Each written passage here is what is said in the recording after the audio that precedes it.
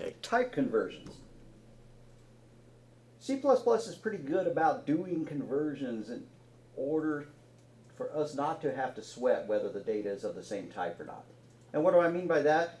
What if you have A, which is an int, and B, which is a float, and you want to calculate C, which is the int times the float? It'll do that. You don't have to do any conversion in order to get that to happen. So when you mix apples with oranges, type conversion, operations that are performed between the operands of the same type. So if you have a plus, it's expecting both of those things to be the same type. But if they're not of the same type, C++ will automatically convert one to be the type of the other.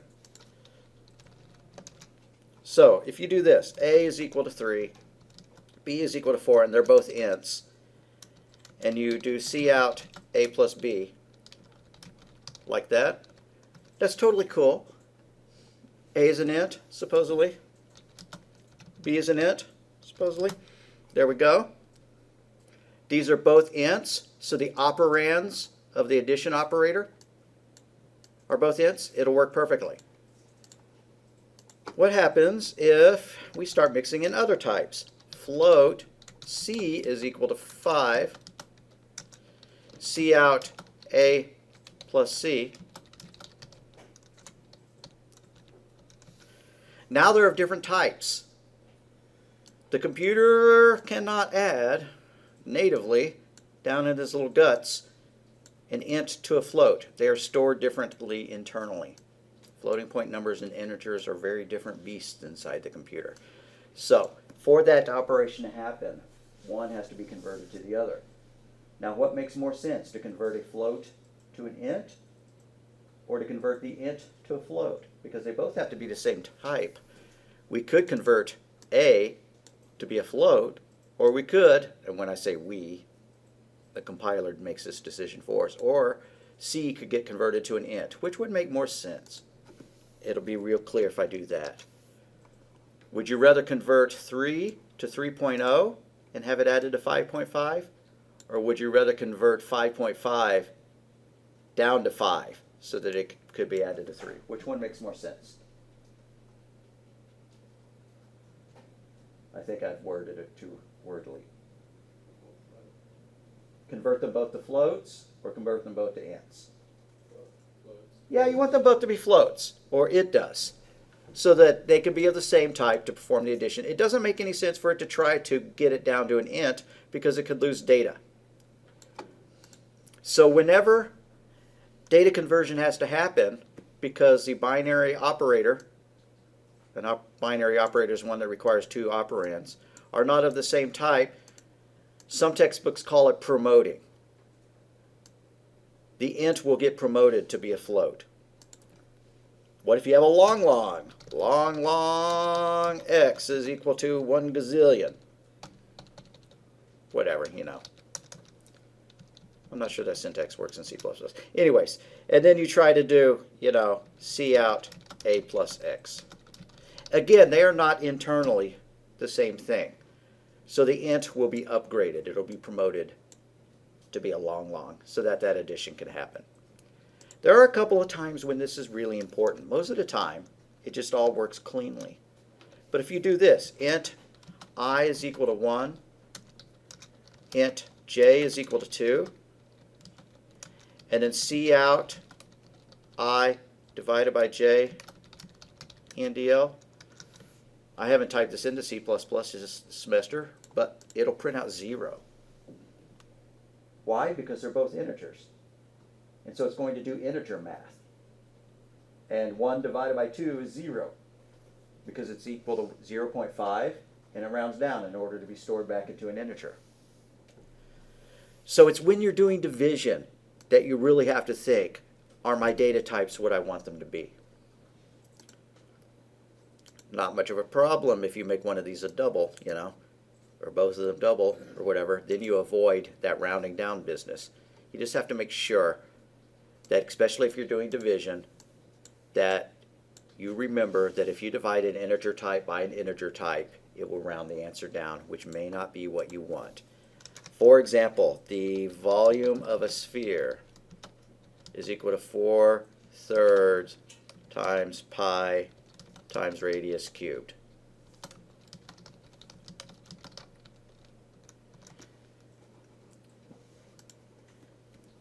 Be careful about this.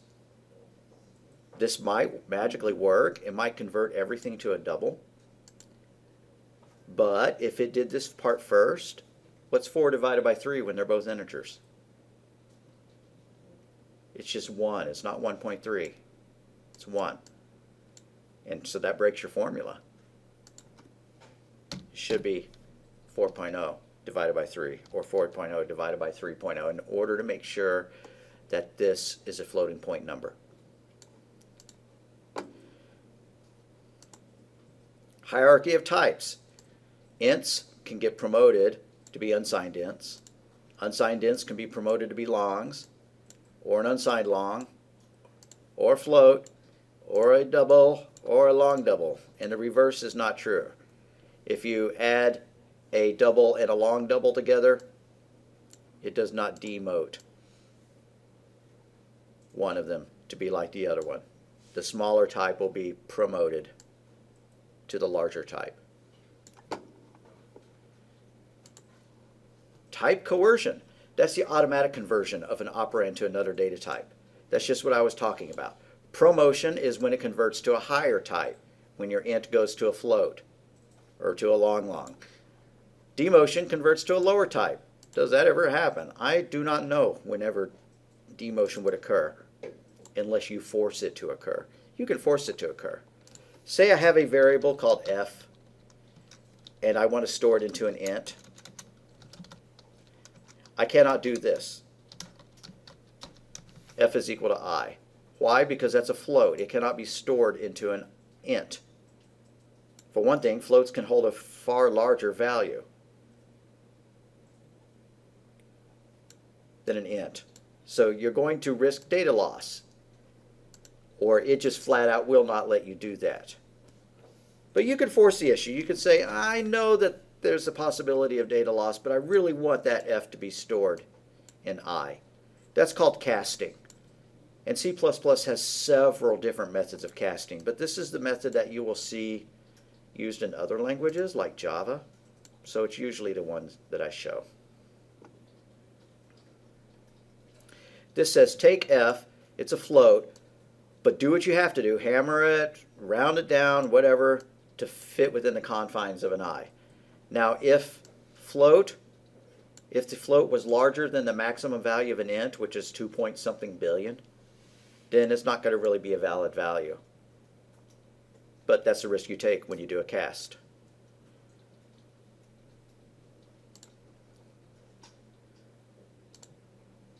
Overflow and underflow. Overflow is when a value gets too large to be held in a variable. Let's write a little program that keeps doubling the value over and over and over.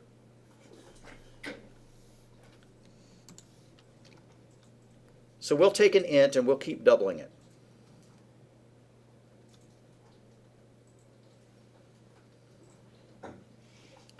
File, new project, empty project, okay.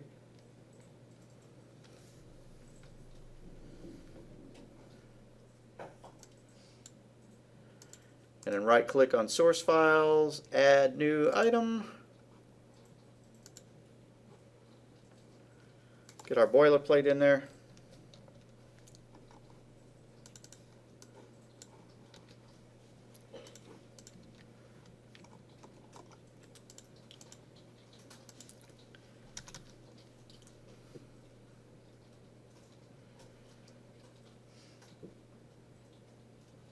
Now let's write something that doubles a number 20 times. So I'm just going to declare a value, int value is equal to 1, and then I'm going to have a counter. Int counter is equal to 0. Then let's write a while loop. While counter is less than 20,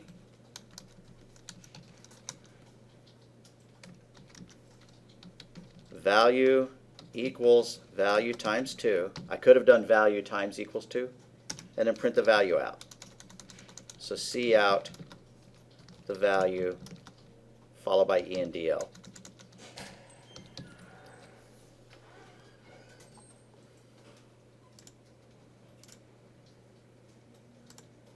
Now doubling it 20 times may not be enough to get the error to happen. Well, that wasn't very interesting. I never incremented counter. That's my problem. So underneath that C out value, do counter plus plus.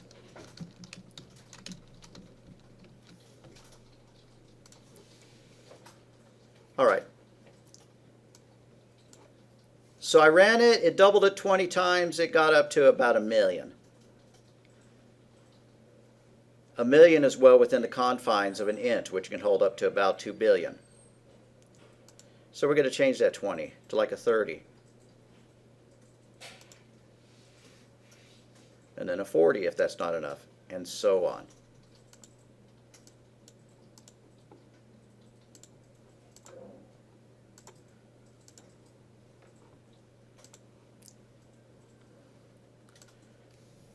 Let's try 30.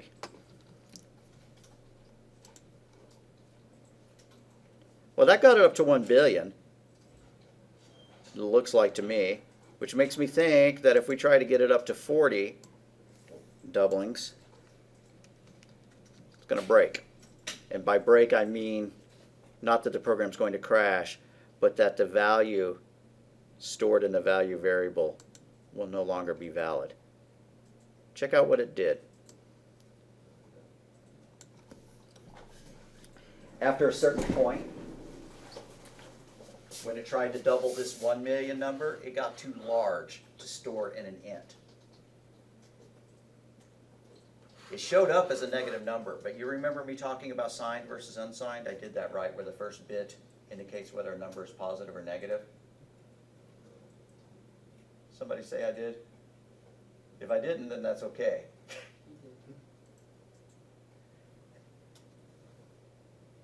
Whenever a value is stored, if the data type supports negative values, it uses the first bit of that number to determine whether it's a negative or a positive value. If that bit is 0, it assumes it's a positive. If that first bit is a negative, it assumes it's negative. Here, when it doubled 1 billion, it got a number so large that that very first bit got set. And so it thought it was a negative number. Overflow has occurred at that point. And then it doubled it again, and I'm surprised to see it just show zeros after that. But we were only able to double it 31 times before data overflow had occurred. If we made this a long, it would get a lot larger. Go back up to int values equal to 1, and let's make that a long int. Run it.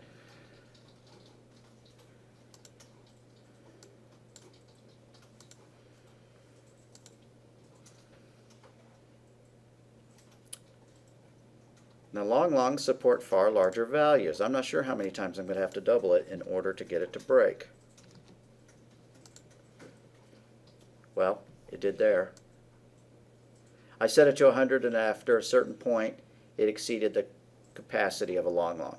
An int is 32 bits wide. It's 4 bytes wide. A long is 64 bits wide. So at this point, it doubled it to the point to where that data could no longer be held within 64 bits. We could print out the value of that counter to see how many doublings it took. I think that would be interesting to do. So I'm going to change this C out statement a little bit. I'm going to comment it out and replace it with a slightly lengthier one. C out the counter, followed by a space, followed by the value. And when I say followed by, I mean arrow, followed by an E and DL.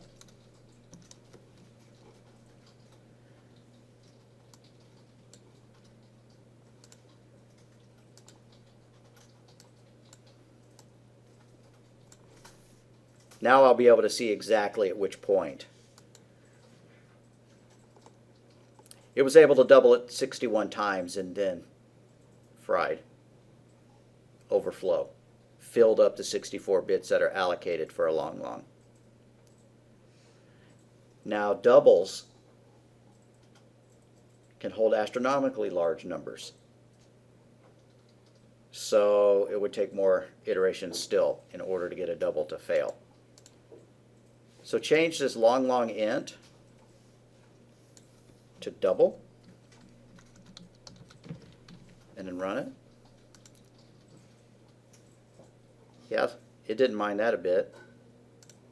I'm going to change that 100. Pardon? I changed it to 1,000 and it's still okay. It's still okay. Yeah. Doubles hold really large numbers because they support exponents. 2,000? All right, there. I finally got it to fail.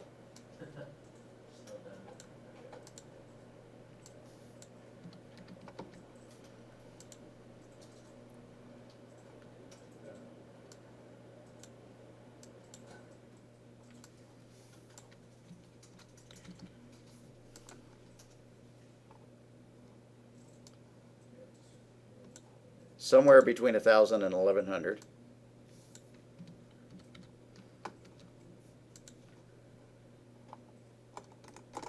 Okay. 1,022 doublings before it exceeds the maximum capacity of a double.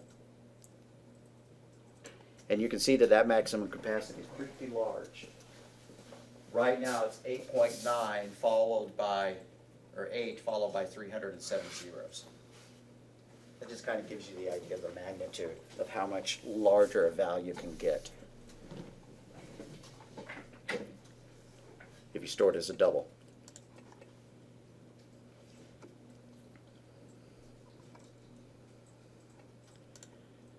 All right, anybody need typo correction on this, or are we all good?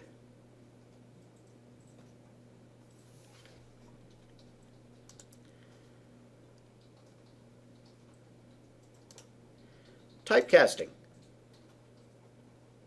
Typecasting is when nobody will hire you because everybody thinks you're Gilligan. No. Typecasting is when you need to convert specifically from one data format to another, doing a conversion that the C compiler will not do automatically. It's happy to promote an int to a float, but it will give you an error if you try to demote a float to assign it to an int. You have to use casting. They show this fancy word here, static cast. My little syntax for it was just to put the data type in parentheses. That is an old school C style cast.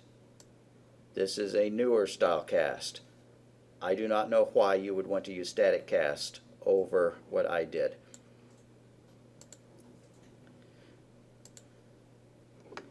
But I guess we could force the point.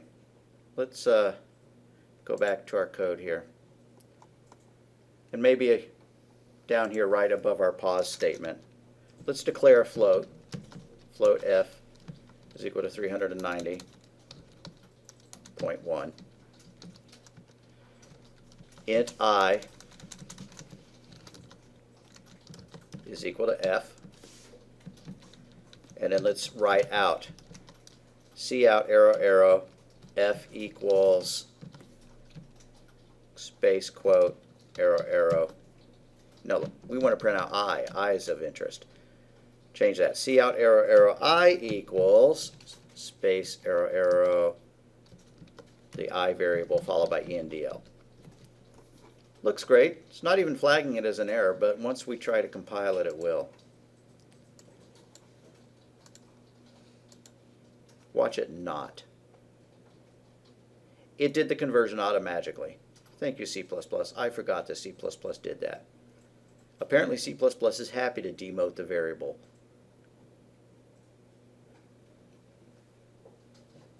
So why do you need casting?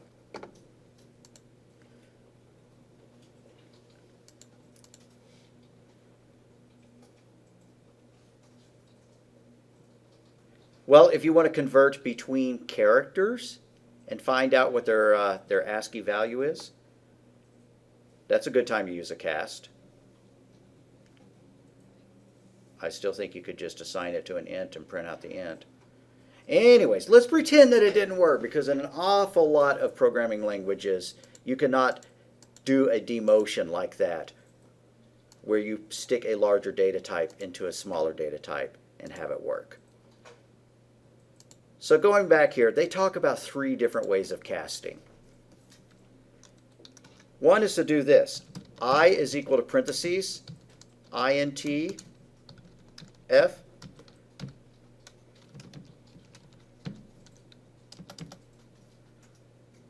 That's an old school. That's a C style. Comes from 1970. And then there's that static cast one, where you say I is equal to static cast, and then you give a type, int, and that type goes in within angle braces. And then inside parentheses, you pass the variable in that you're casting. Now, to me, that's a whole lot of typing. Until I read why static cast is better than doing the C-style cast, I'm going to stick with that.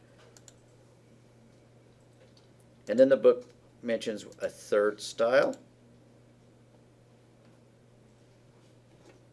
which is when you do it like this. I is equal to, you type in int, but you don't put it in parentheses, and then you put in parentheses, and then you put the variable that you want to cast.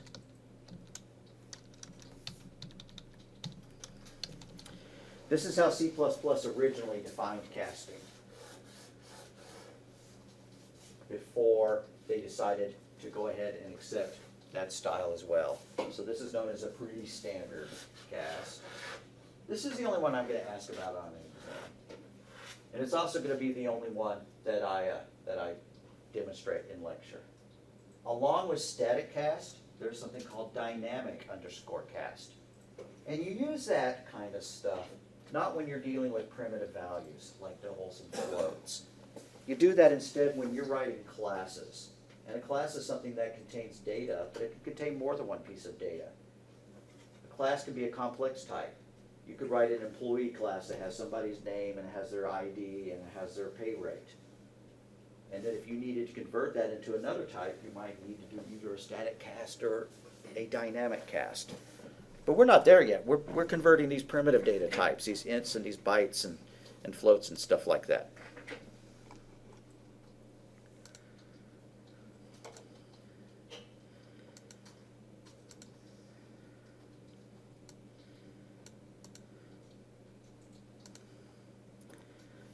You can do this if you feel like it. X is equal to Y is equal to Z is equal to 5. That works fine. What does it do? It copies the 5 into the Z, which then gets copied into the Y, which then gets copied into X. So that's called right to left association. It goes from the rightmost out. The addition operator is left associative. It does this one first, and then it does that one, and then it does that one, and it does that one.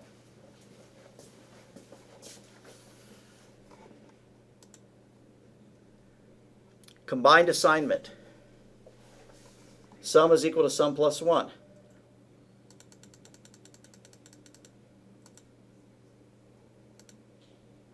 That's the equivalent of saying sum plus equals 1. If you wanted to do sum is equal to sum plus 10, you could say sum plus equals 10. If you wanted to say sum is equal to sum modulus 5, you could say sum modulus equals 5.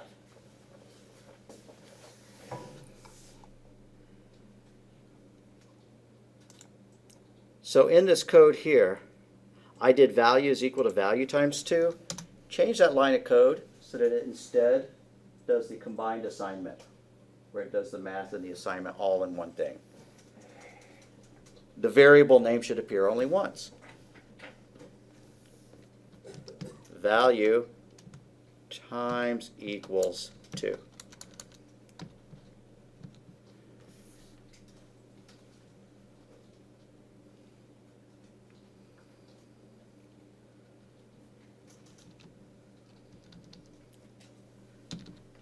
Not that this matters, but is there another way of writing that? Could we do value plus equals value?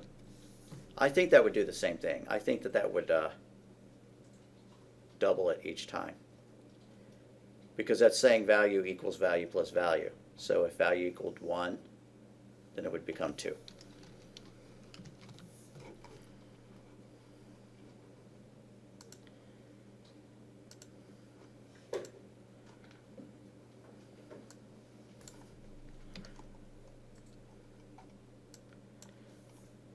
So what does this mean? X plus equals 5. If you were going to write that in the long form, what would you write?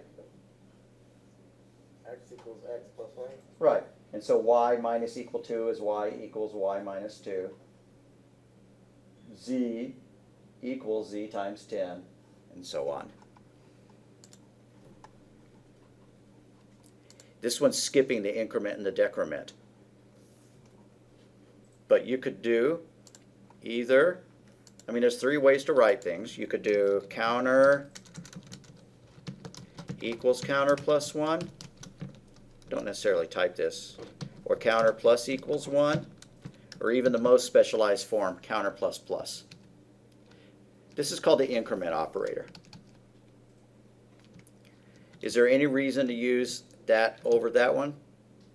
Not really. I also teach Python, and weirdly enough, Python is one of the few languages that doesn't have the plus plus operator. So if you want to add one to something, you always do it that way. I'm going to comment these other 2 ways out.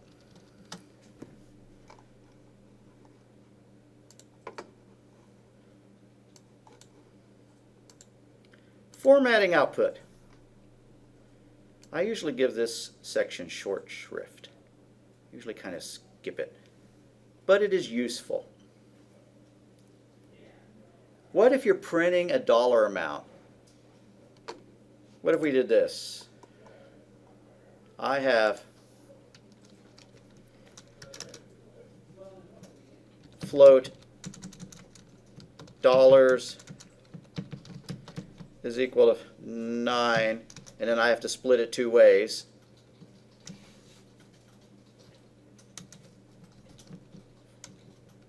Float mine is equal to dollars divided by 2.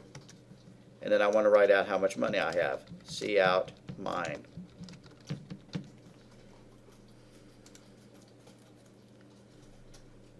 It printed out 4.5. And I think, wow, I'd really like a $sign in front of that. I can fix that. I can put a quote, $sign quote, followed by 2 more arrows. Run it, and it says 4.5. Now, what do we like to see whenever we see money printed out? 0. Yeah, we want to see the extra 0. We want it formatted in the form of dollars and cents. And there's really no way to do that with what we've learned so far. But there are things called I/O manipulators. Manipulating meaning changing the format of it. And the way you do I/O manipulation in C++ looks really foreign if you're a Java or a Python developer. So just be warned that you're going to learn it this way, and then you're going to find out that in other languages there are other ways to do it. But that's okay. That's true of everything. So you can control how the output displays. For example, you can control the size. How many spaces you wanted it to fill up. Say you wanted every number to occupy 10 spaces. Why would you want to do that? So you could print a nice table where all the numbers lined up. You could specify the position. Whether you wanted it to be left justified or right justified. You could specify the number of digits. I wanted 2 digits after the decimal place. To get that to work, you have to add a new header file called iomanip. So I'm going to tack that onto the top of my program. Up here where it says include IOStream, I'm going to tack on include less than IOManip. IOMANIP, close parentheses, close brace. Now that doesn't do anything yet. I haven't changed anything, but we will.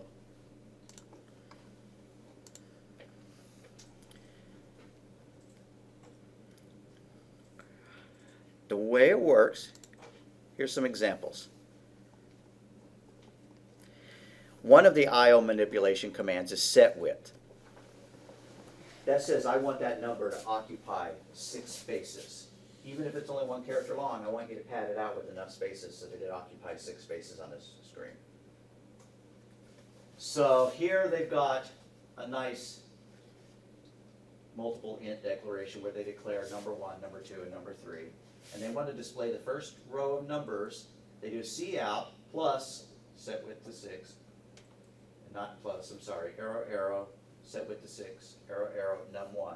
That would format num1 to be padded out to 6 spaces. Arrow, arrow, set width again. You have to use set width every time. You can't just say set width 6 and then all the output from then on will be padded out to 6 spaces.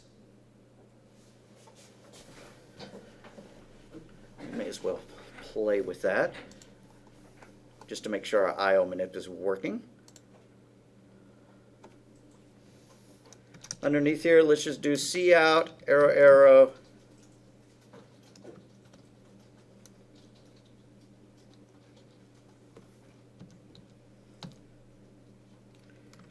Let's put a quote followed by a parentheses and then an end quote. That's just going to show the start of our data. So after the end quote, arrow, arrow, and then set width, set W, parentheses, 10.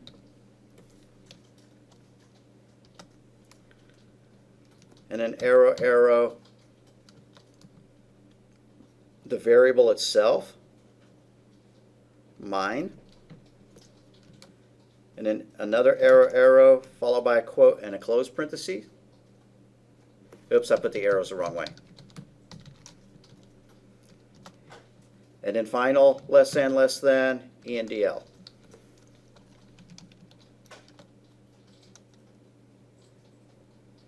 I hope I've spaced that out enough to make it real visible to what we're doing. If I did not have this set width here, what it would print would be parentheses, 4.5 in parentheses, all squished together. But since we did set width 10, when it prints that out, I'm going to lower this 1,000 counter back down to 100. We really don't need it to run 1,000 times. Okay, there we go. You see what it did when it printed it out? It padded it out to 10 spaces, so it put 7 spaces in front of that 4.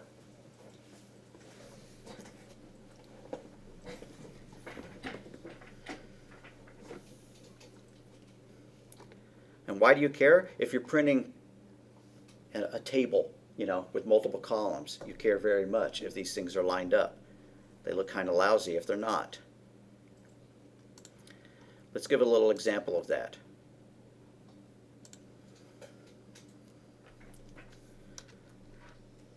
Let's write a little while loop.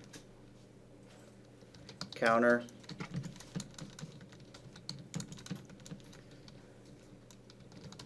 equals 0 while counter is less than 20.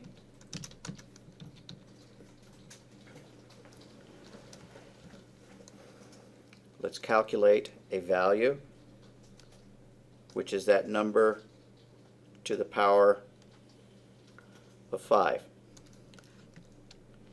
So int x, just because I didn't think of a better number for it, is equal to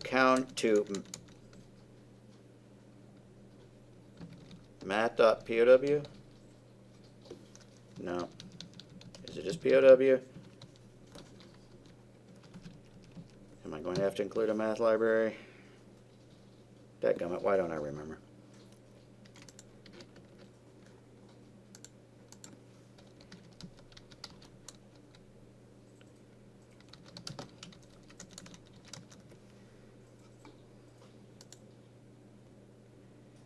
I have to include CMath to get my functions. Scroll back up to the top, add one more pound, include CMath. Then I can go back down and do math.pow, right?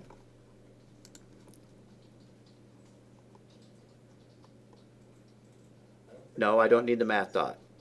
I'm thinking too Java-esque. So POW counter to the power of 5. There we go. Now let's see out the counter. So see out, arrow, arrow, counter, arrow, arrow, quote, space, quote, arrow, arrow, X, arrow, arrow, E, and D, L.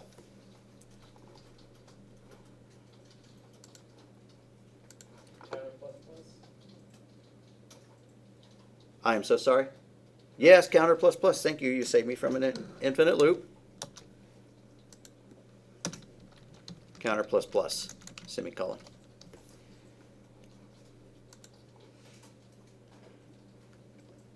All right, there's our table. That's not too hot. That doesn't look real good. We wouldn't want to hand a customer a chart that looked like that.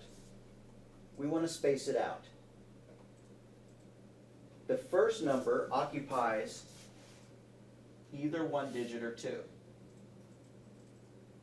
Let's say we were worried that it might go out to 3. Why don't we just give 3 spaces to that thing? So, we're going to modify our cout statement. And I'm going to start breaking it into multiple lines, just to make it a little bit easier. I'm going to put each one of these things on its own line. That won't break it. The reason I'm going to do that is because I'm going to start doing this. Set width, and that first number, I want it to fill 3 spaces.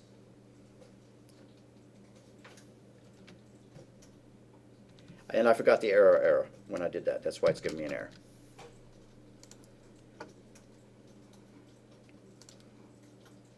All right, that's going to look a little bit better when I run it.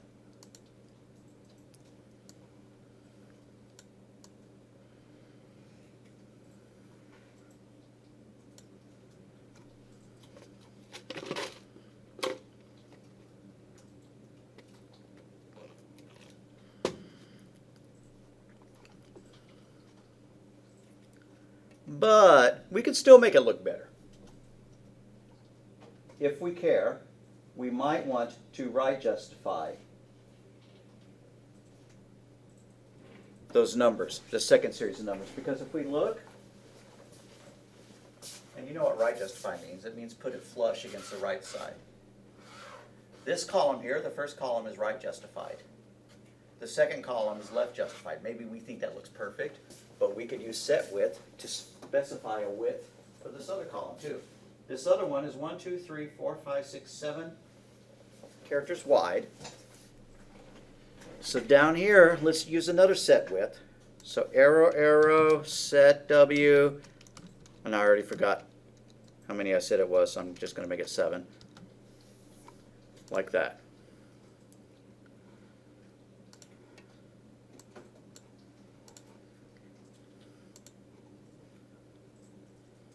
All right, I'm liking that.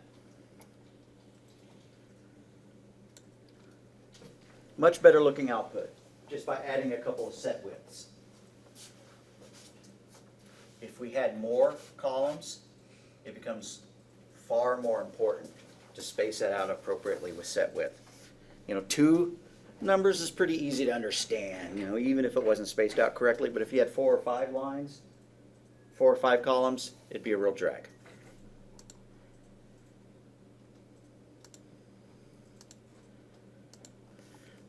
And then there's, you can use one called fixed, which says use decimal notation. And then you can do set precision, which forces it to have a certain number of decimals after the decimal point. That's where you get to like that dollars. If you want to do set precision parentheses 2, it would force it out to print 2 places after the decimal point.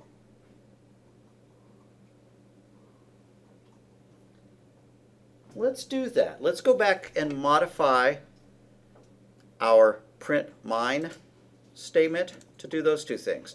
So scroll up a little bit until you see this one with the $sign. Now, unlike set width, which has to be done every single time, you can use that set precision and the fixed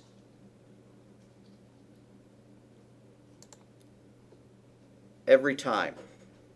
I mean, once you set it, it sticks. It sticks like that. So I only need to do that once rather than in front of every floating point number I'm going to do, if I want every floating point number formatted the same. So above that line that has the $sign, I'm going to add a new cout. Cout, and it's going to say set precision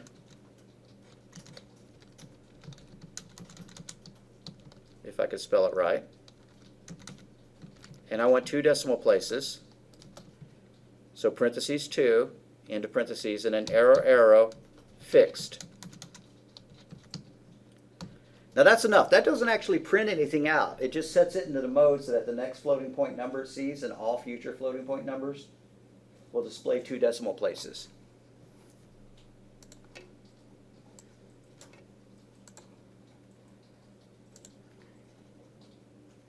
There we go. Now it says $sign 4.50. That's the way we like to see our money printed out. And it rounds it in order to fit there. Let's write one more while loop down at the bottom. But we're going to change the precision to like 3 places. So here we go. Set or cout, arrow, arrow, set precision. Dadgummit. 3. We want it forced to 3 decimal places. Then let's reset counter equal to 0. Let's write another while loop. So counter equals 0, then while counter is less than 10. Cout 1.0 divided by the counter. So it's going to print 1 divided by 1, 1 divided by 2, 1 divided by 3. Come to think of it, counter better not be 0 because the first thing it's going to try to do is divide by that counter, which is 0. That could cause an exception. Change that to counter is equal to 1. So our code is being modified so it says counter equals 1, while counter less than or equal to 10. Cout, arrow, arrow, 1.0 divided by counter, arrow, arrow, ENDL, and then increment counter, counter plus plus. And if we did this right, it should display 10 numbers, all of them with 3 decimal places.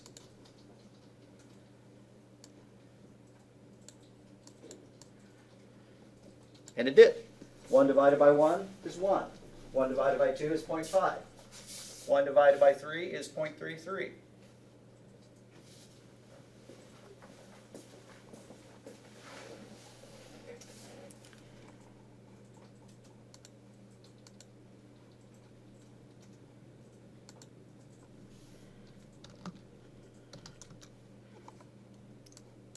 So # include iomanip.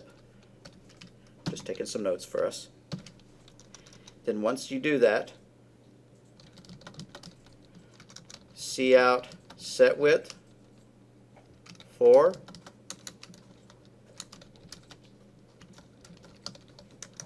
forces X to fill 4 spaces, pads it out with spaces. What happens if it's larger than that? Well, too bad. It doesn't truncate it to fit within 4 spaces. If X is so large that it can't fit within 4 spaces, it just goes ahead and prints X without any padding, and then your columns are off.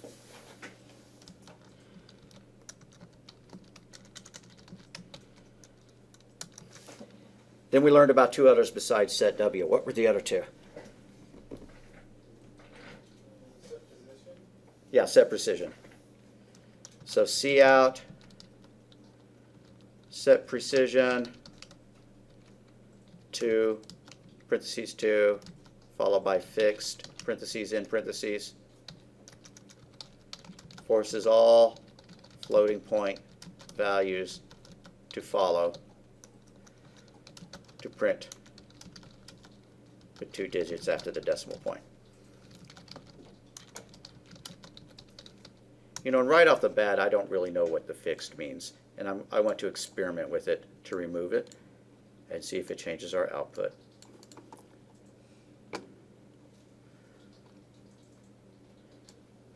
So there are 2 places where I used it. I'm going to take them both out.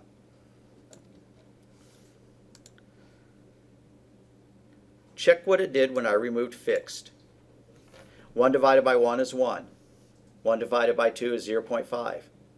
1 divided by 3 is 0.333.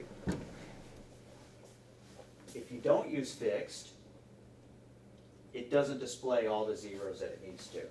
It's still limited to 3 decimal places. So instead of displaying 0.333, you know, repeated 16 times, it just shows 0.333. But it doesn't display the unnecessary zeros. So is that good for our dollars? No. So fixed forces it to display all the zeros up to the required precision.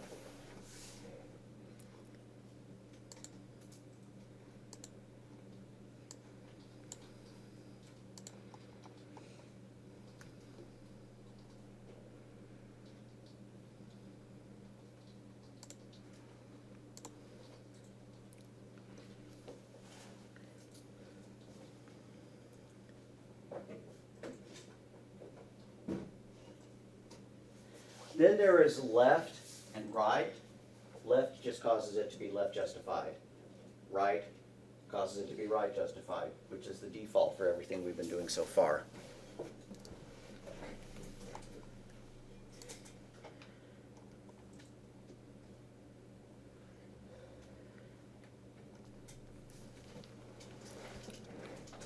All right, I want to switch gears, although we only have 20 minutes left. That might be enough time to do this. We're going to write a program that does the following. Let me just put a visual description for you. We're going to ask the user for the number of desks, the number of chairs, and calculate a total cost based on the following information. Chairs cost $50 per chair. Desks cost $100 per desk. So then after we do that, we want to print the total cost as well as the cost of all the chairs and the cost of all the desks. Kind of like line items, you know. All the chairs together, 3 chairs cost 150, 4 desks cost 400, and a total. And we're going to throw one more curveball, a delivery fee. Delivery fee is a flat $15. That's a cheap delivery for desks and tables.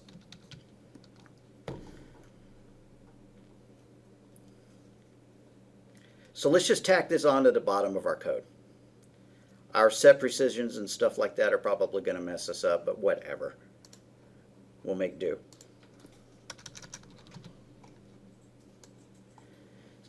So we need to ask for the number of desks. We need to ask for the number of chairs. We can do that, but we need some variables to hold the number of chairs and the number of desks. Hopefully they're not going to be entering fractional values, you know, 1.0 or 1.5 desks, but they might. So I'm going to declare them as floats. Float num underscore desks, comma, num underscore chairs.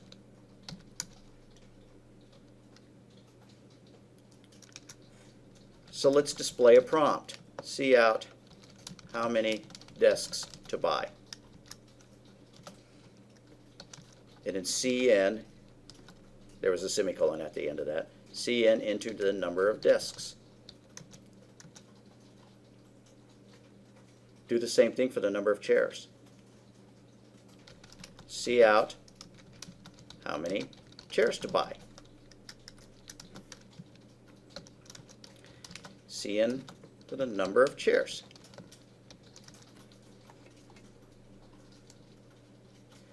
So now we need to start calculating these subtotals, the cost of the desks and the cost of the chairs and so on. But that's not too bad. I remember the rules. It was 50 per chair, 100 per desk, and a flat 15 delivery fee. But I'm going to need some variables to hold those things. Float cost underscore chairs, comma, cost underscore desks, comma, cost of delivery, cost underscore delivery. And I'm also going to need a total. So 4 more floats that I've added.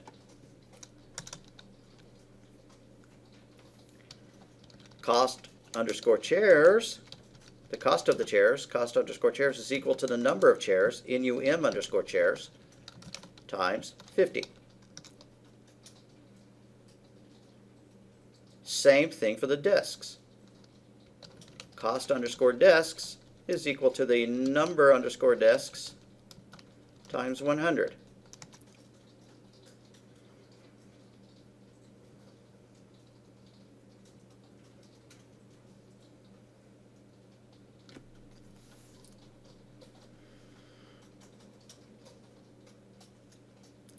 And I'm going to regret having made those integers, probably, the number of desks and the number of chairs, because when we print them out, they're going to say like 0.000. I think I'm going to go back up and change this float num desks and num chairs to int. We're just going to assume they're not going to ask for partial number of desks and partial number of chairs. So I'm revising this line, int num desks and num chairs. Okay, we've calculated the chairs, we've calculated the desks. How about the cost of delivery? So cost underscore delivery. Excuse me, is equal to 15. And the total is all 3 of those things added together. Total equals cost underscore chairs plus cost underscore desks plus cost underscore delivery.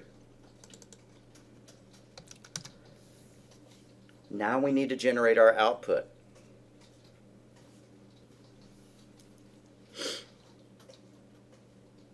We want to print out each individual line item. We want to print out the cost of the chairs, the cost of the desks, the delivery, and then the total. So we're going to have 4 lines of output, 4 cout statements. Let's set our precision back to 2. So cout fixed arrow arrow set precision 2. Now, like I said, that set width has to be done for every variable we print out. Otherwise, it goes back to the default. But once we've set fixed and set precision, every floating point number will abide by that. Okay, so cout, let's print out the number of chairs. So cout arrow arrow num underscore chairs arrow arrow quote space costs costs space quote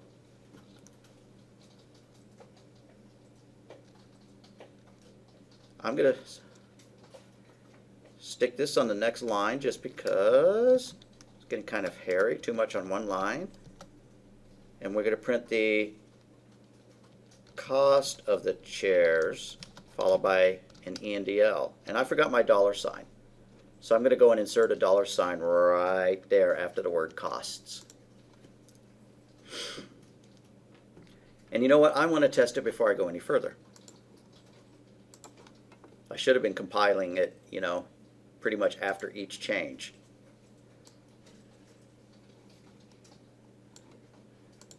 How many, sorry, this covered it up.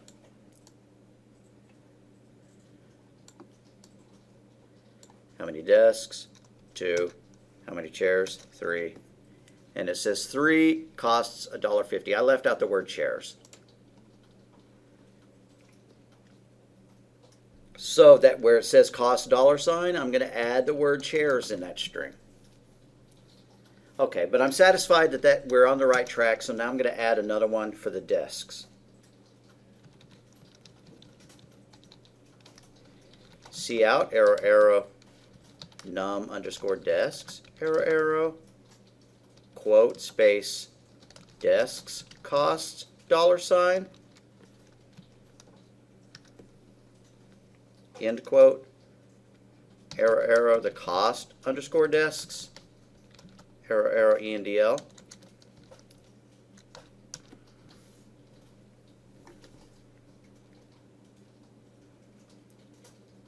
Now the delivery fee, cout, arrow, arrow.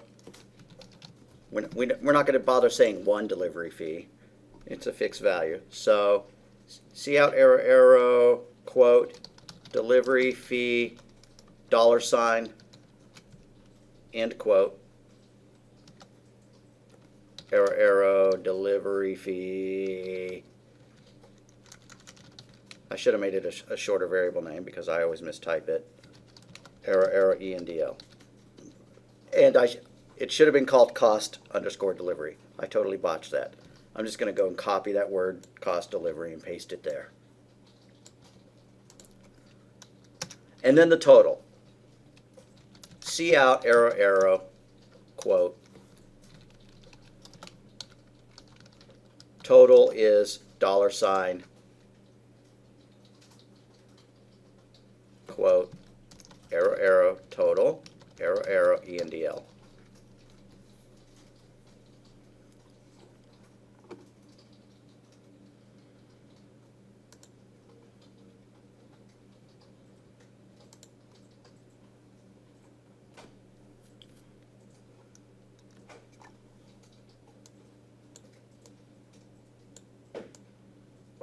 So how many desks to buy? 2.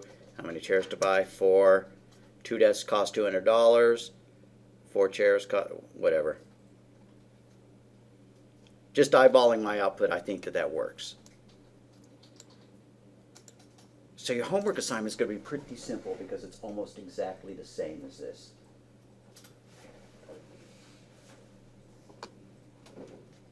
Let me go ahead and pull it up and tell you what it is, and then I'll flip back to that page if you need more time to read it.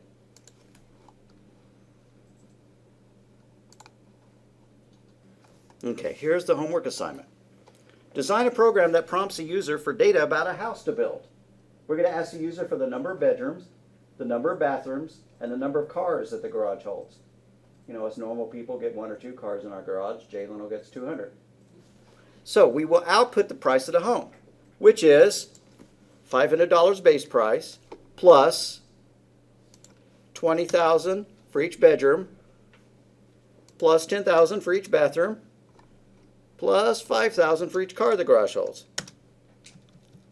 Now that actually looks pretty affordable, kind of. But anyways, and then along the way print the subtotal.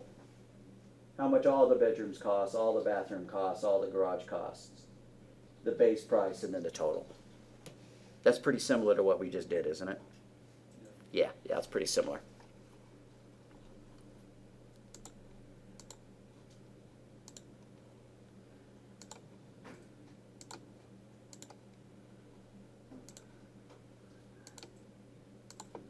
All right, let's make some drop boxes, and I'll put that code back on the screen, and I'll wander around fixing typos.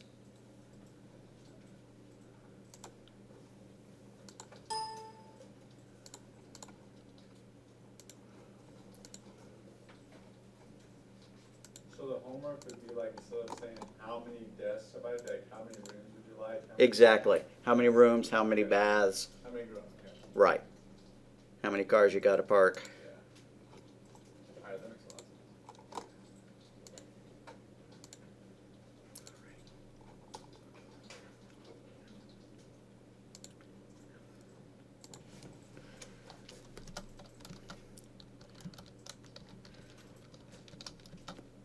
So today we covered I/O manipulators, and what else?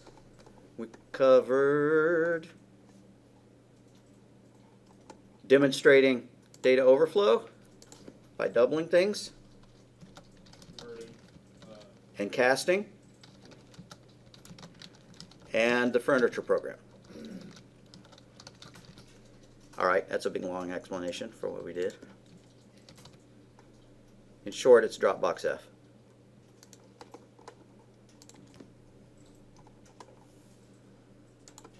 And the homework is 5.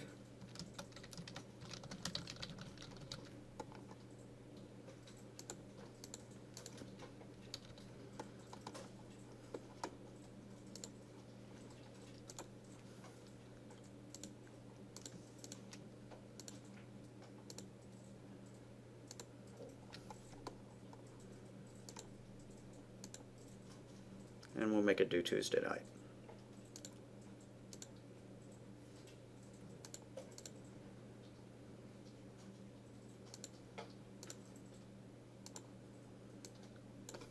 So go ahead and work on it, and then if you have any questions, we can hang out and talk about it after class on Monday.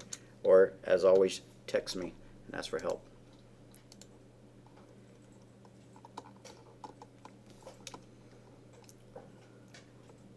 Alrighty. That's not the entire program.